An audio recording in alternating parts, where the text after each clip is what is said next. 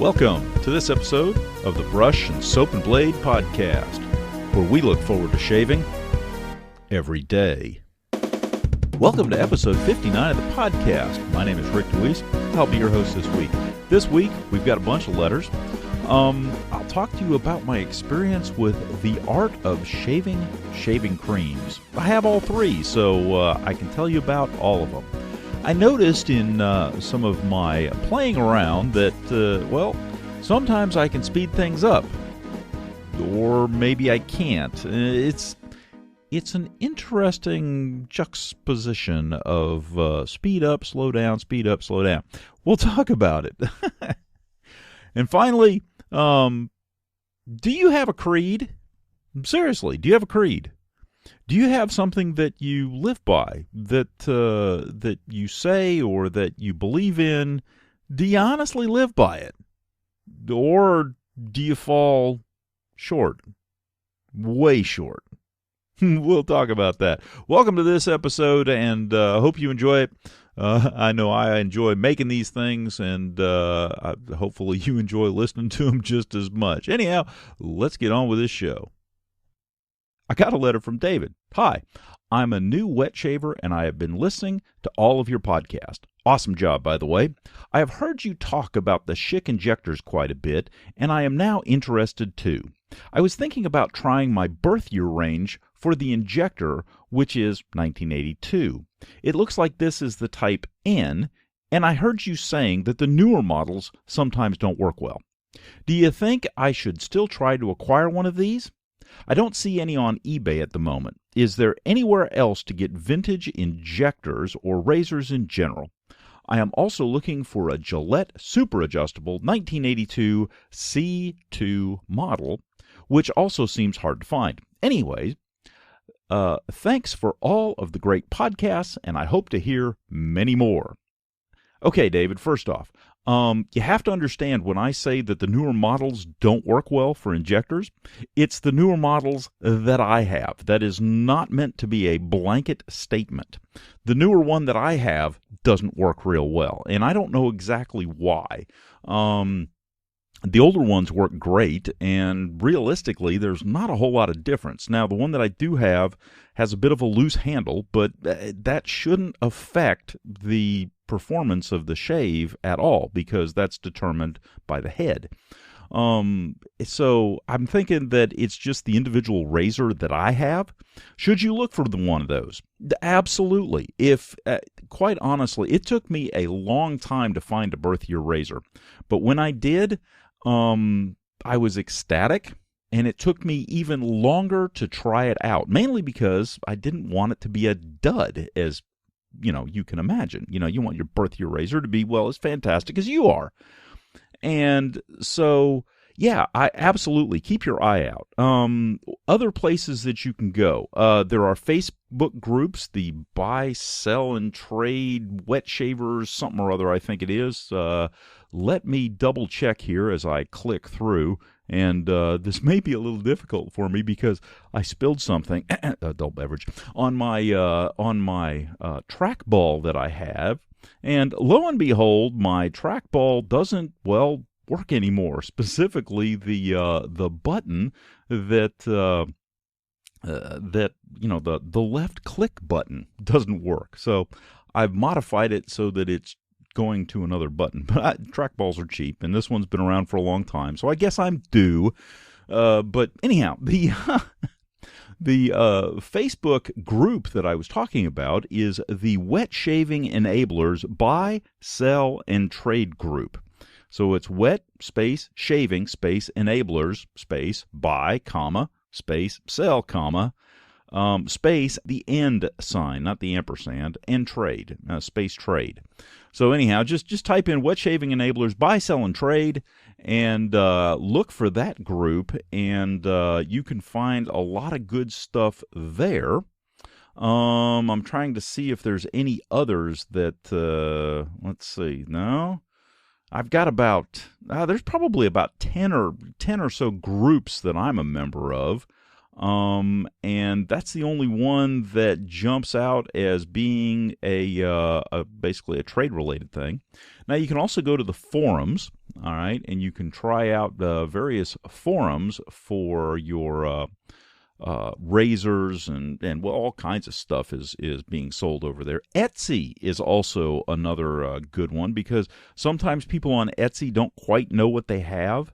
The other thing is that when you look for razors, don't look for a specific model of razors, especially, I hate to say this, but avoid putting in Gillette vintage razor, or avoid putting in Fat Boy, because as soon as you do that, you get thrown over to all of the auctions and everything that really know that people are looking for Fat Boys, etc., and will charge you, well, more than an arm and a leg sometimes to get their stuff. So what I've done, and what has been very well, it has served me well anyhow, let's put it that way, is to just type in razors, and or double-edged razors, or single-edged razors, or something like that. It's the cleaner you keep it, as far as the verbiage, the less likely you are going to get some of the high-priced sellers. What you're going to do is get the folks who, well, I'd rather sell it on eBay than at a yard sale. It's great granddad's. I don't know what it's worth. $5. Instead of the guys that, yes, I have this vintage Fat Boy that has been polished, and I'm taking a picture of it in perfect lighting with a mirror and blah, blah, blah, and $100. Just one of those things. And I understand why they do it, because the market will bear it. I've got no ill will toward those folks that are selling them at high prices. I'm happy somebody's out there buying them for them. Everybody's got to make a little money. I get that. But when I'm on the other end and want to get the most value for my dollar, my obligation as a buyer is to do whatever I can to make sure I get what I need, get what I want, at the lowest price possible. That's my part of the deal. So that's where I would go for those kind of things. And David, thank you very much for the letter. I got a comment from Bob, specifically for the episode 58, which was the Soap Commander interview. He says, Rick, terrific episode, thanks. I've recently tried Soap Commander's Courage and Love. They're both terrific scents and great performers. I love the scent of Claire Cabernet, despite a small synthetic quality to the scent, but the performance was just fair to middling. Not bad, just not great. Now, I can enjoy the same scent without that synthetic whiff, and great performance too. As I moisturize with Pure Shea Butter after shaving, I would look forward to buying aftershave splashes from Soap Commander. Thanks again. Well, hopefully Darren over there is listening and will take that under his wing and maybe run with it and get those things out there, because there's people who want them. Bob, thank you very much for the comment. I do greatly appreciate it. Got another comment from Benton. Thoroughly enjoyed listening to this inspiring conversation. And the conversation that he's talking about is my interview with Con. Well worth the listen, especially for any artisan soap maker who feels discouraged and needs a lift. Cheers. Okay, first off, Benton, if you are an artisan soap maker, thank you. Congratulations. And if you need to let everybody know about your stuff, give me a shout, because, well, I do that, and I'd be happy to help out any way that I absolutely could. Now, as far as feeling discouraged, don't feel discouraged. You're on the beginning of the wave of wet shaving. In fact, it's really interesting. One of my other hobbies is ham radio. And I was driving to work, and I was talking on the local repeater, and I was having an excellent conversation with another gentleman on the way into work this morning. And I happened to hook up again with the same gentleman on the way home, and we continued our conversation. About the time I came into the driveway, I said, well, he asked me what I was going to do tonight. And I said, well, I'm going to do a podcast. And he said, oh, yeah, what on? And it turns out he's just started in wet shaving. He wanted to get the razor that I believe it was his granddad used, and he got himself an adjustable Gillette, and he's been playing around with it, and he's using it, and right now he is not using an artisan soap. He will get there eventually, but he started out, kind of like I did, with soaps that could be purchased at Walmart or Walgreens or things like that. So don't get discouraged, because there's a lot of folks out there, and sometimes hidden under rocks, that you really don't know are even there. Kind of surprised me. We had a good long conversation, as you can imagine, because I like to talk about that kind of stuff. Well, I just like to talk in general, but that kind of stuff specifically, as well as ham radio, so it all kind of fits. Anyhow, Benton, don't be discouraged. I'm glad you enjoyed the episode. Thank you very much for the comment. All right, also got a letter from Joe over at Homesteadonomics. He's a YouTuber and has a pretty neat channel. He did one just recently on a cistern installation, and he's down there in Arizona where they have to conserve water. It was a pretty good episode. I really enjoyed it. Learned a lot. So that was good stuff. Anyhow, he writes, "Hey Rick, great episode as always. Darren and Carrie really seem like top-notch folks. They remind me of my wife and I in many ways. And a thumbs up to you, too. Your interview skills are as smooth and as natural as your normal monologue-style shows. Keep them both coming." Well, thank you very much. I just try to maybe ask a question or two and then get the heck out of the way. Now for a couple of questions, Joe writes. Have you ever tried pedal pusher fancies?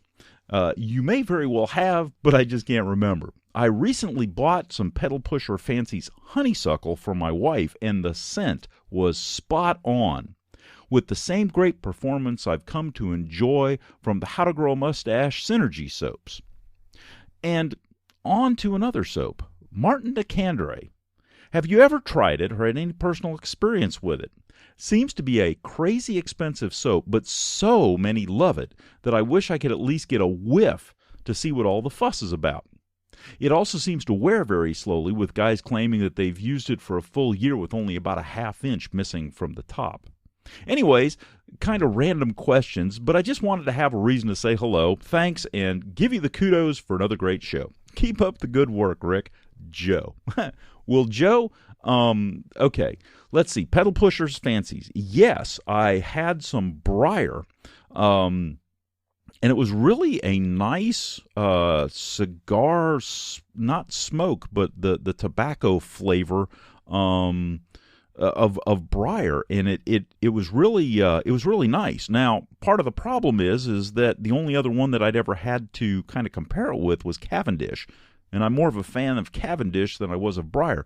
But the soap performed very well for me. I really liked it, and it was good stuff. I can't remember which episode it was, but it was back in the beginning, some ways back.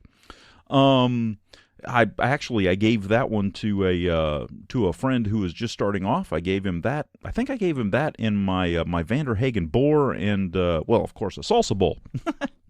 And said, "Here you go." I also traded him some razors and or some blades, anyhow, and got him started. He had a razor, and anyhow, he told me that he enjoyed that soap as well, and so I would agree. Pedal Pushers Fancy's a good soap to try, and it's interesting. Honeysuckle, I might try that for myself because I've got some memories of honeysuckles. They used to grow behind the house, and when they were blooming, I would go and me and the other guys and kids in the neighborhood, guys and girls, would take the just budded flowers, and we'd pick them off, and you'd squeeze the back end of the flower to pull the stem out and get the nectar on there, and then have a bit of a snack, and that was always good, and I love the smell, and it always reminds me of summer and sunshine and just, good stuff. Okay, Martin de Candre. I've got a sample of it here. It was sent to me by none other than Chris Bailey over at the Shaving Evangelist, the Traditional Shaving Evangelist, and I haven't tried it yet. Okay. I've got a bunch of other stuff that I've been working through, and I haven't gotten around to that one. I'm very interested in it. So Maybe I'll. I don't remember. I think he gave me enough for a really, really good sample. So I'll have to take a look at that and see how it works, and if I can, if I've got enough of it, and I'll send you some. Just write me another letter and send me your address, and we'll get that taken care of. Because more the merrier. And anyhow, yes, I said anyhow. I do that a lot, don't I? As one letter writer pointed out, it happens. I get thinking, and then I kind of get distracted, and then it's all of a sudden squirrel, and then I'm back again. And sometimes I need a verbal hint to kind of get me back on track and back on target, and that's kind of the word that I use. Oh, well. Okay. Thank you very much for the comment, Joe. Thank you very much for the letter. Great show or great videos that you're putting out too. Like I said, I really enjoyed the cistern one. I'd seen the one that you did on yours, but seeing one being built, I mean, that was pretty cool. I enjoyed that, and seeing you guys carry it, that was fun. Anyhow, thank you very much. I got a letter from Mark. Choices at a tag sale. Well, I was at a tag sale this weekend, and I found something that everyone who goes camping or enjoys the great outdoors would probably consider required equipment. As a scout leader, I bet you would covet this survival tool as I did. Yes, it's an electric 3-prong marshmallow fork that rotates all the prongs over the campfire so that they could be browned perfectly on all sides. I didn't buy it. I came across and purchased this item instead. And he's got an old Schick, it looks like a G model injector. The seller warned me that he wasn't sure how good it was. He was given it for a Christmas present decades ago, but he never used it. I brought it home, soaked it in a disinfectant, put a blade in, maybe for the first time, and had a great shave. When you use a vintage razor like this, you have a new respect for the shaving tools of yesteryear. And the multi-bladed gizmos that they're selling now are a lot like the electric 3-prong marshmallow forks. Silly, expensive gimmicks. Cheap salsa bowl regards, Mark. Mark is always, that was fabulous. Well, at first, I was thinking about the marshmallow fork thing, but see, what it really needs is I don't know, like this plastic, round thing, kind of orange looking like a basketball, that it could kind of tilt on so that you could stand, sideways to the fire and still have all of your marshmallows roasting perfectly, because, well, that's important, right? Yes, it is amazing what gimmicks they sell, and even more amazing what gimmicks we buy.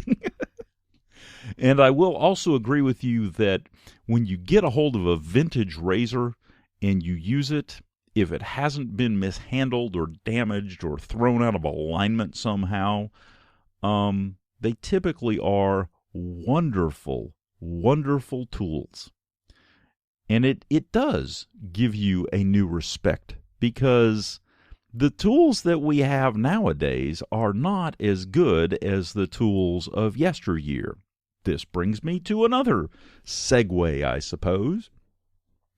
I was playing around with a couple of axes, which is, something that I do, especially as a scout leader. Well, I'd probably do it even if I wasn't, because, I like axes and sharp things. But I digress.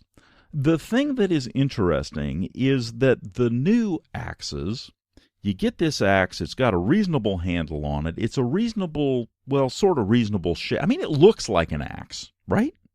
So how much technology is there in an axe? Well, when you get down to it, there's a lot.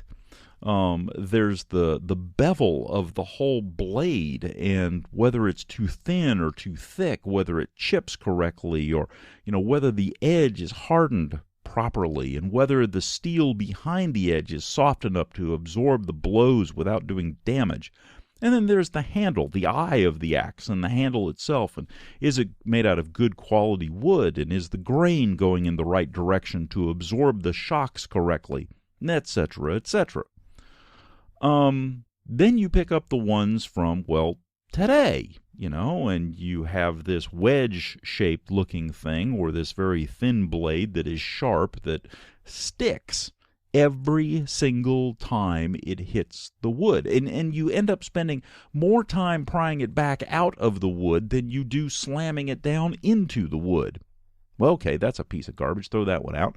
Or you get the wedge that won't cut at all and it'll go in a 1/4 inch and wedge bounce out. Well, that's a piece of garbage too. And then you give one of these axes that are, supposed to be good axes, and you give it to a boy and say, okay, you see that small tree? Cut it in half. And he goes to wailing on this thing, and he is very careful and actually does not drive the axe into the ground at all. In fact, as you watch him, the only thing that he's hitting is wood.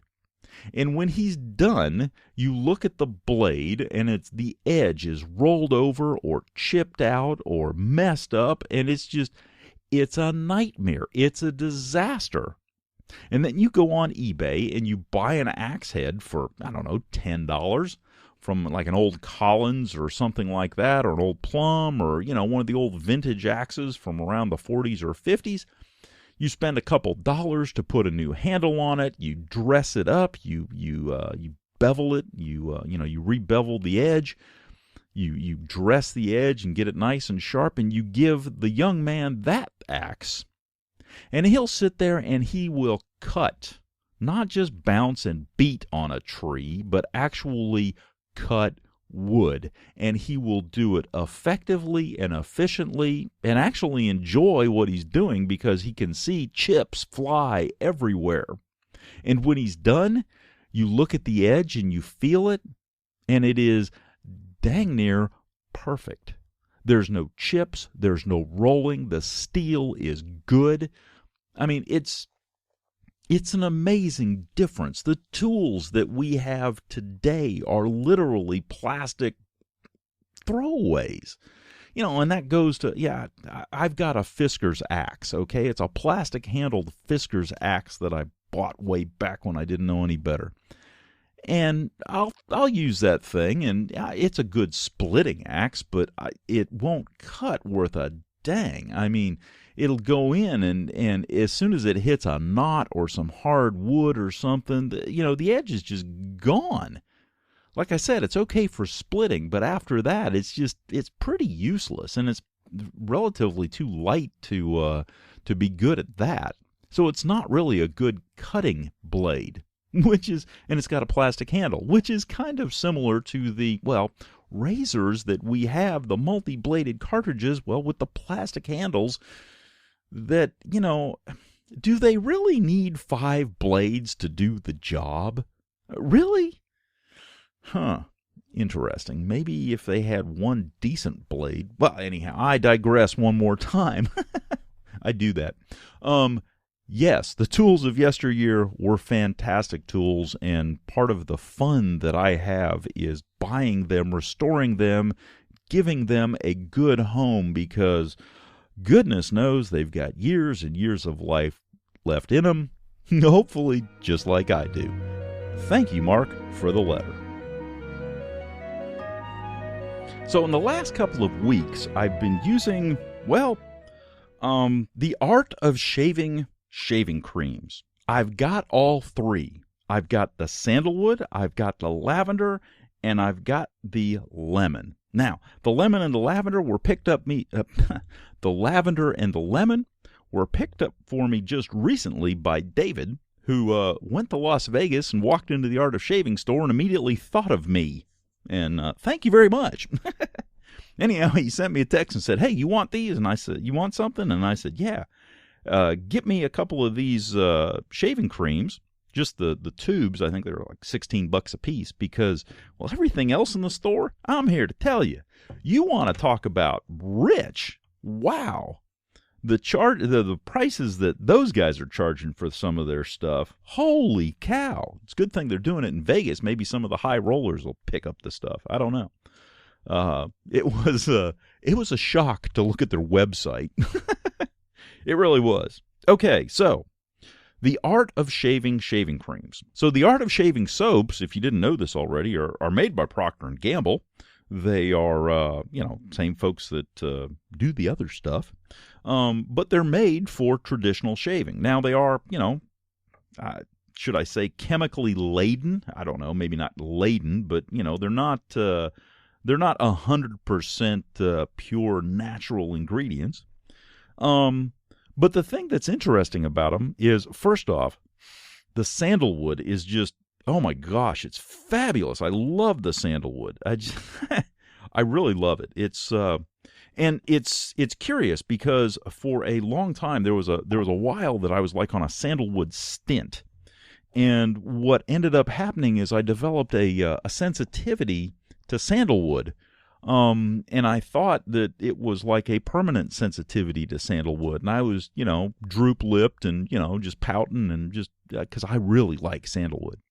So after about 6 months, I, picked up my Art of Shaving cream, and I said, well, let me give it a try. And if I happen to have a reaction, well, then I'll know. But if I don't, well, then that's a good thing too. Because I was thinking, the Trumpers that I had tried before, I had had a reaction to it, and I was wondering if I had had a reaction like that to a soap and that the sandalwood was just kind of aggravating it continuously. Well, lo and behold, I tried the sandalwood shaving cream from the Art of Shaving and had no ill effects. Now, I did have a little sensitivity, but it wasn't due to the shaving cream. On the second shave, I was trying out a different blade, and in fact, it was a Wilkinson blade, and I was testing a theory. It didn't work well. I suffered some razor burn, and the sandalwood oil in the sandalwood shaving cream kind of pointed that out. Anyhow, the lavender, rich. Oh my gosh, it's a nice lavender smell. It's not quite, but just a bit behind the kind of a spicy note, if you will, in the lavender. Lavender it should have a bit of a spice, almost oil, kind of piquant, if you will, sharp note to it. Now, the Art of Shaving is a very, very nice lavender, and the only thing that has, to me, a little bit more lavender in it would be the Mystic Water lavenders that I have that I just adore. So this stuff is top notch. I love the smell of this stuff. I mean, if you're looking for a lavender soap, this is actually pretty good. Now, again, I understand it's Procter & Gamble. It's, it's not 100% natural. I get that. But that aside, it's pretty good stuff, and it smells good too. Now, the lemon has the sandalwood will jump out at you. The lavender will jump out at you. The lemon, on the other hand, floats serenely out of the bowl and just kind of whiffs around.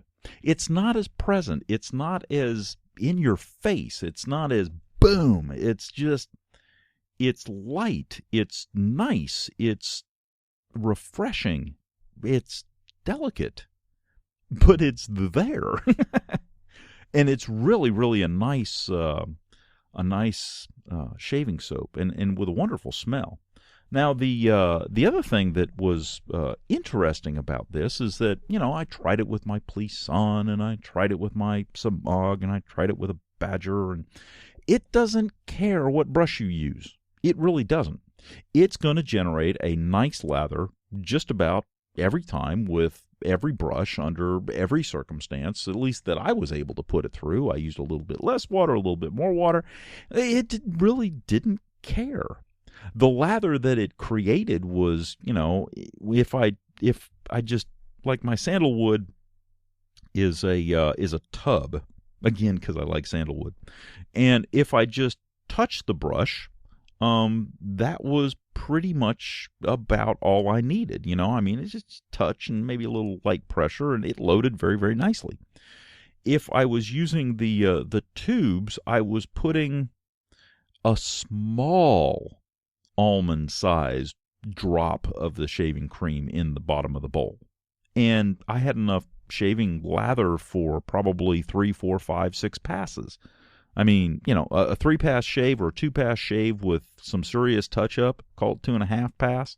Because usually with my cheeks, I can do those in about 2 passes and get them where I want them. And then I have to touch up under the chin and neck and everything like that. But, yeah, it never had a problem running out of anything. It's just, it was always there. It was, the smells were nice. The lather was luxurious, good cushioning, good glide. I mean, just a very nice soap. So, good after feel, a little bit of residual slickness so that, you didn't have to necessarily, when you were finally finishing up, when you were rinsing off, you felt a wet spot, there was enough residual slickness. You could take your blade and just kind of slide it over without having to worry about skip or anything in cuts. All in all, very, very nice. Now, would I recommend the tub? Well, the tub is $25 if I remember correctly, $26. If you, and I recall running into a guy at one of the soap stores, and he told me how much of the goop he was using, and basically he wasn't using any water to create a lather. He was just kind of slopping it on almost like paste. And I'm thinking, okay, if you had to go through one of these cans like that, it would maybe last you a couple of weeks. So call it a month at the outside. If you, just put a little bit on there, and you're talking, there's 5 fluid ounces here, so it's a pretty good size. I'm thinking I've got enough for, let's see, it'd be 1, 2, 3, 4, 5, probably 6 months or 6 weeks, 8 weeks, maybe 2 months, call it 2 months, out of the tubes. And the tubes are 2.5, so, probably, a good long time out of the tub. But for me, if that would be going overboard, you'd be using a lot. I think you could probably stretch it, and really, it doesn't make a whole lot of difference in the lather. It just didn't seem to. You use a little bit less, a little bit more. It really didn't seem to affect it. I was very impressed. And at $16, especially for like travel, if you're going somewhere and you forgot your shave cream or something, and there's not a shaving store, I might step in and probably buy one. I was impressed with them. I really was. And granted, I already liked the lavender. I like the other two as well. So that's kind of my reflections on the art of shaving creams. One of the other things that I noticed that was rather interesting is that in spending the last little bit of time that I have with the art of shaving creams, or creams in general for that matter, is that it really, really speeds up my shave. Now, the sticks do too, because you apply it directly to your face, and, you lather right on your face, and that's one way to speed things up. But the creams, because they just, the lather just kind of explodes out of the cream. It's very, very quick. It's, it's very little work and very, very quick, and not much effort. And it happens fast enough that, getting the initial lather generated between a cream and a reasonable brush and a bowl, for me, is about the same amount of time that I would be using to pick up a can of goo and squirt it out of my hand. I mean, it's maybe double, but it's close enough for government work that I would call the two about the same. So if you're looking to speed up your shave, get a cream of some type. I had the same experience with M's. I had a thing of M's balancing at one point, and I had the same experience. It would develop lather very, very quickly. It was very rich, very thick, and just kind of exploded out of the thing. Some of the other creams, like the Old Spice creams and the, let's see, what else do I have? the tobacco, and well, no, the tobacco's a puck, but there are a couple other creams that I have, and I've noticed all of them, like the Spike, for example, it just kind of blows out of the bowl. If you're looking to speed up your shave or you're running a little late, have a cream handy. It might serve you well. Now, the other thing that when I was playing around, if you will, and I got to thinking about this stuff, one of the other things that I noticed is that my shave goes relatively quick. I may soak a brush or something while I'm in the shower, but that's like hidden time, It doesn't take any time to fill up my little salsa bowl with water and throw a brush in there and jump in the shower. That's kind of masked time. I don't really count that. And then I'm taking a shower, I get out, I dry off, boom, I'm ready to go, pick up the brush, shake it out. If I'm using cream to make things fast, I'll put a little bit of cream in another salsa bowl, whip up a lather that's, just super fast. Put it on my face, take my razor. In this case, I've been using a Schick injector. Take the razor, shave with it, check, shave again, maybe a couple of passes. And I'm thinking if I was using a multi-blade cartridge that, to me anyhow, when I pass it across my face, sounds like I'm like a zipper. But it wouldn't be a whole lot different. I would, do a pass and maybe feel around and say, okay, well, I need a little bit more there, and do some touch up. And I'm not spending a whole lot more time. Maybe one more pass worth, but not a whole lot. Now, the thing that's interesting, though, and the thing that caught my attention was not necessarily the act of prep or the act of shaving. It was the act of cleaning up. I was noticing this when I was, lovingly taking my bowl and rinsing it out and taking care of my brush and cleaning it up and hanging it up to dry. And I got to thinking, my gosh, it takes almost as much time for me to clean this stuff up as it does to shave. Is that the advantage of the modern systems? I mean, you take a can of goo and you squirt it in your hand and boom, you're done, and you put it on your face and okay, and then you shave one pass or maybe two passes and okay, you're done, and you put it up on a shelf and, you rinse off and you're done. Take your razor, kind of wash it out a few times, boom, it's done, okay?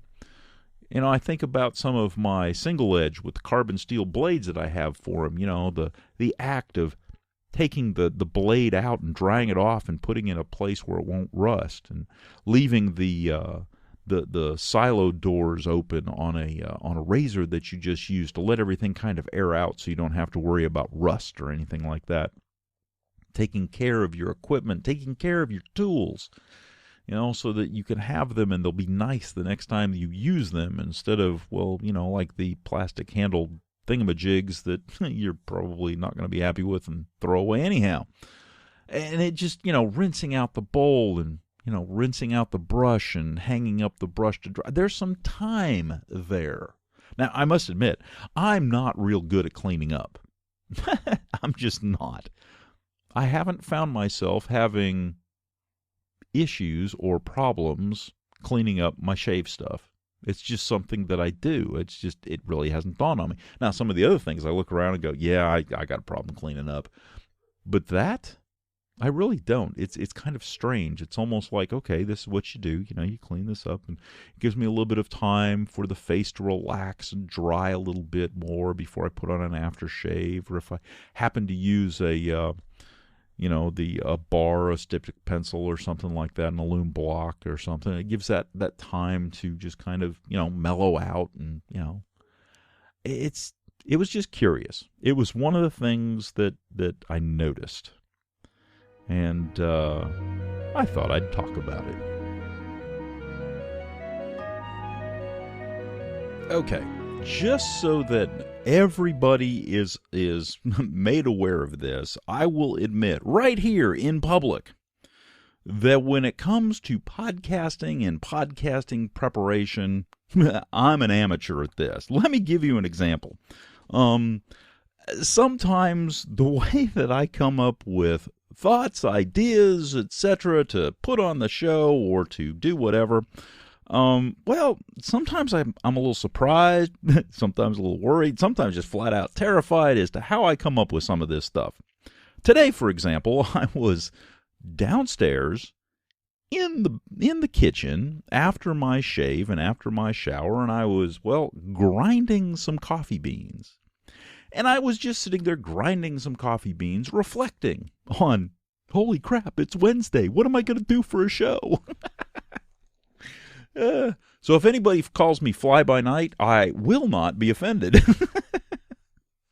So anyhow, here I am, grinding my coffee beans, and of course, luxuriating in the smell of freshly ground coffee right there in my kitchen. It's just, it's almost as good as shaving. Almost. Anyhow, I digress. Again. So, I'm grinding coffee and I'm reflecting on things that happened this weekend and things and how it relates to stuff.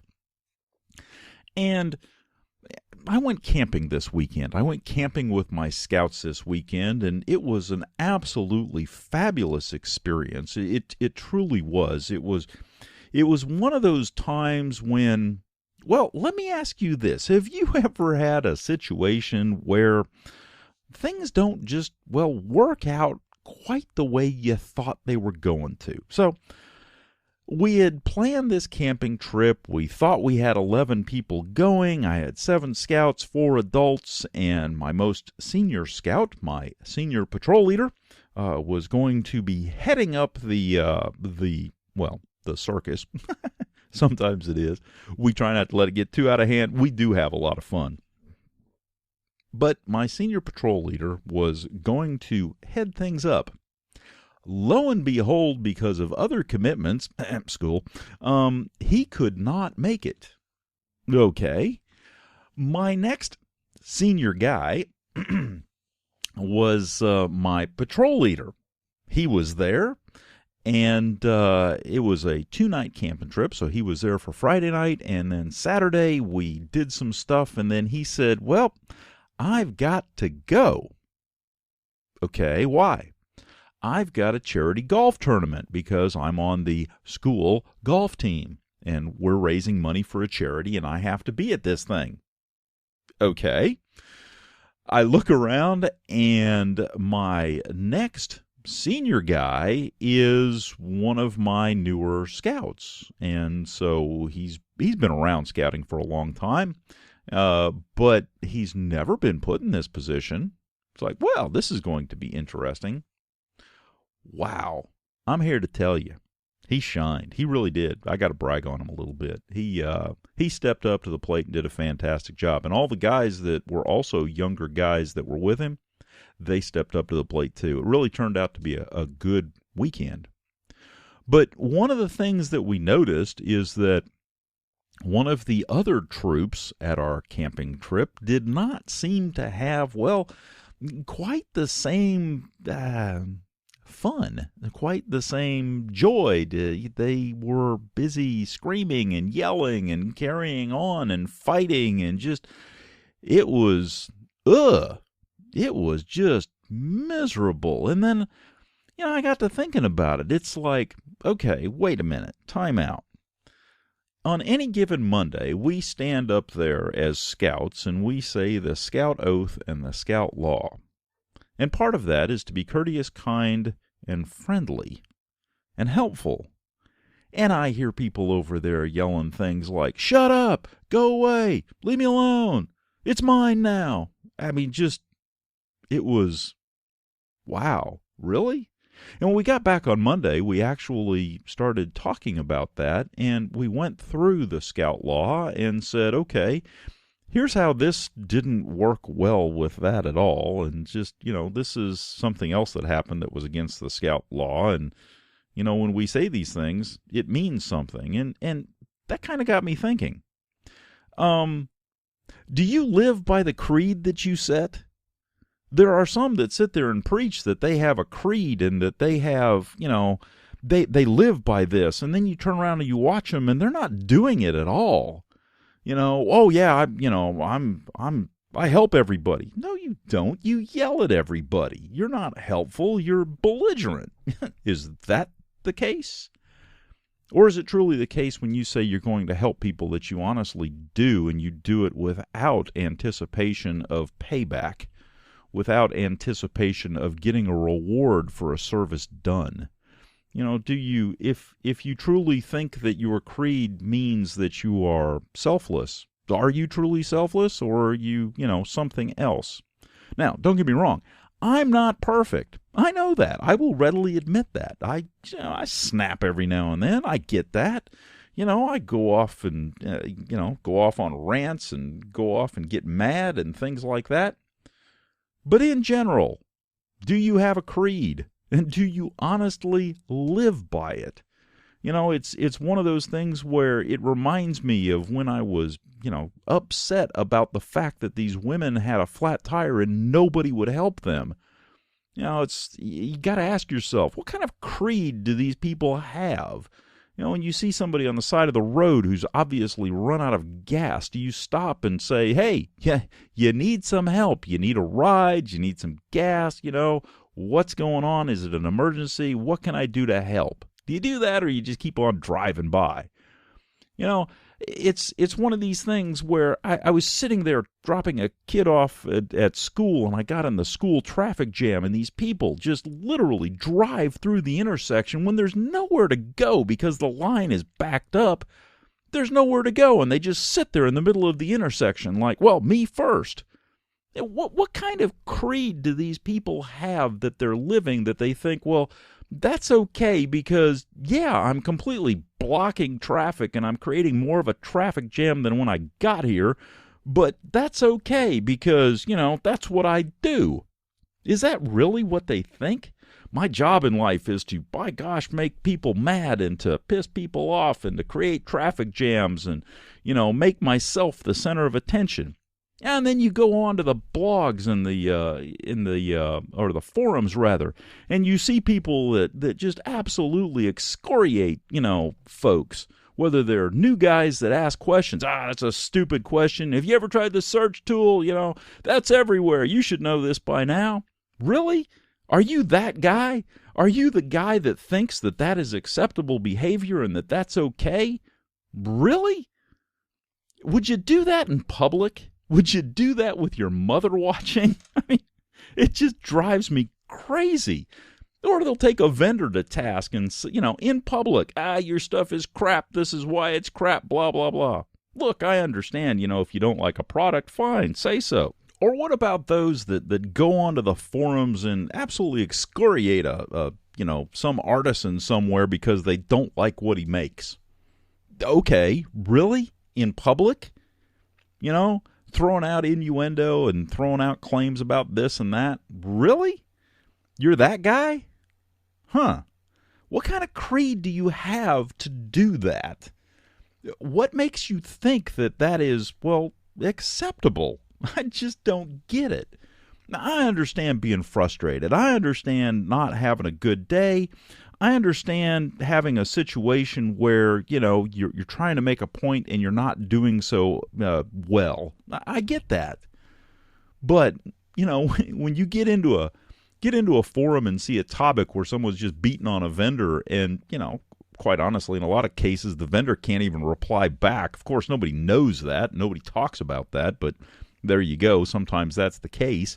Because as soon as they write anything, they just throw it out and say, well, you're a vendor, you can't respond, too bad, and somebody just goes on this, rant. Okay.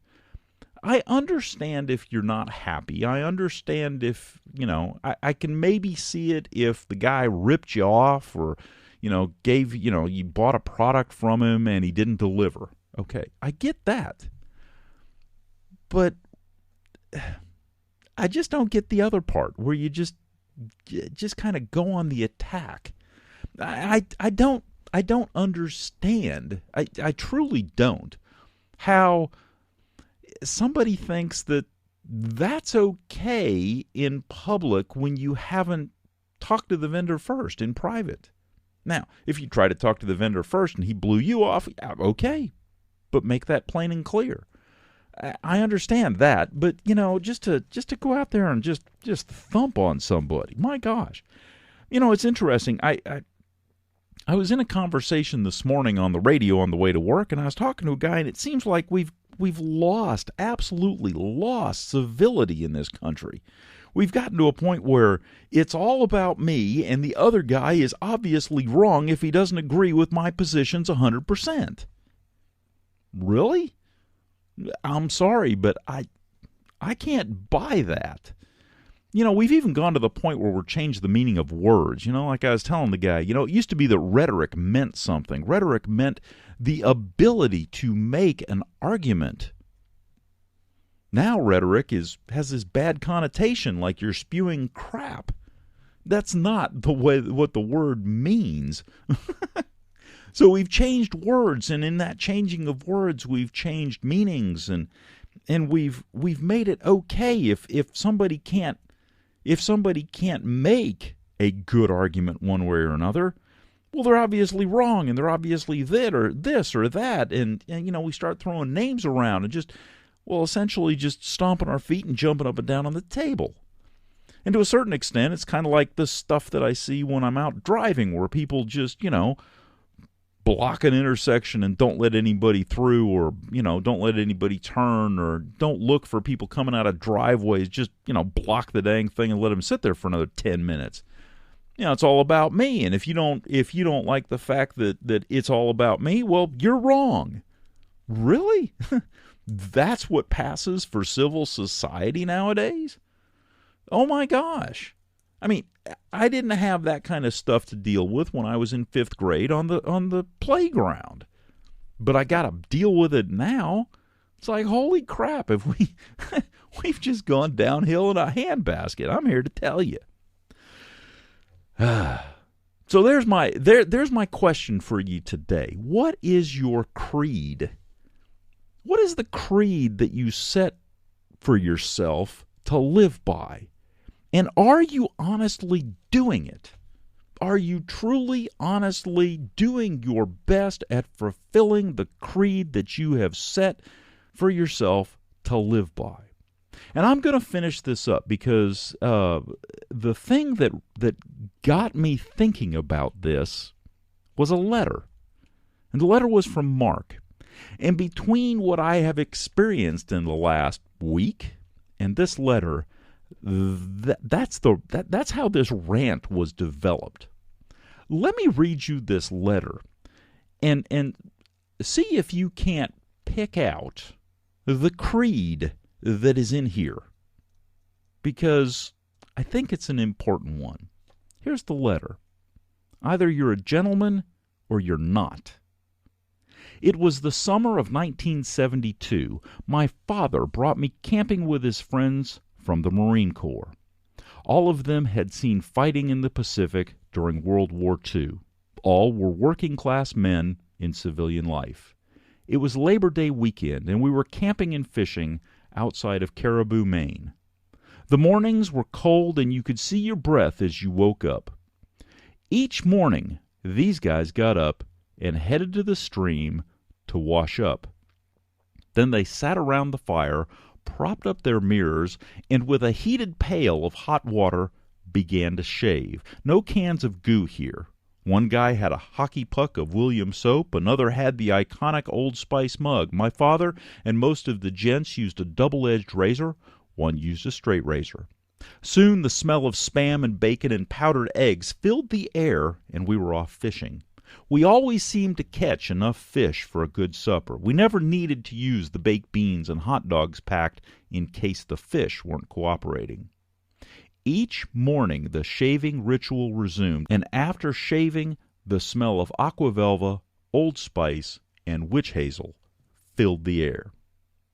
On the way home, I had to ask my father why ex-Marines who experienced the harshness of war and were simply common working-class people would bother to shave. Not only bother, but to make a point of shaving at the start of every day, even when camping. Who are they trying to impress out here in the woods? The response I got is one that I always remembered. My father said that you have to make a decision at some point in life. Either you're a gentleman or you're not. A gentleman tries to present himself as well-groomed and clean, not as a point of vanity, but out of respect for those he is with and those he might run into. One day my father was asked to change a flat tire for our neighbor's car. He quickly went into the bathroom for a quick shave and to comb his hair. I kidded him about getting spruced up just to change a tire for the neighbor. He looked at me and said if the president or a movie star was at the door, you would put on a shirt and tie to meet him. Why? Out of respect for their status? I'm grabbing a shave and combing my hair because I'm a gentleman who is going to help a person. Any gentleman would show this token of respect to another person, but either you're a gentleman or you're not.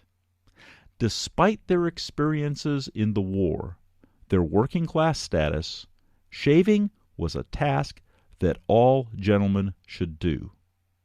Not only did they want to do it, they enjoyed doing it. Maybe the increase in interest in wet shaving will make more men think of this. Plastic salsa bowl regards from one gentleman to another, Mark. Did you pick out the creed? They had respect not only for themselves, but for everyone that they met or would possibly run into. Respect.